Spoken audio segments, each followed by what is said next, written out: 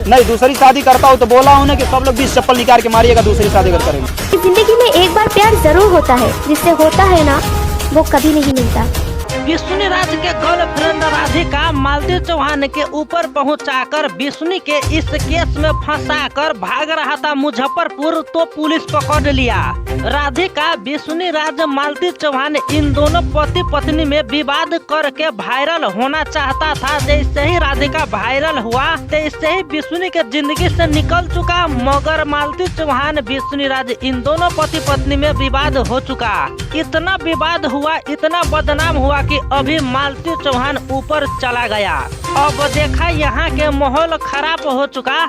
राधिका नहीं फंस सके इसीलिए भाग रहा था मुजफ्फरपुर, तो पुलिस अच्छा से चेक जांच करके इसे पकड़ लिया।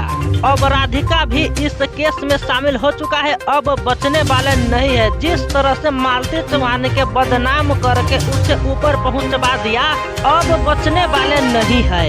मालती चौहान पूरा सच्चाई बता दिया है कि विष्णु राज राधिका के लिए ही मुझे बदनाम किया, तंग किया, परेशान किया। हो सकता है कि मुझे स्वर्गवास में भी भेज सकता है, और जो कह रहा था मालती चौहान आखिर में वही हुआ। अब देखिए राधिका के साथ क्या कानूनी कार्रवाई होता है।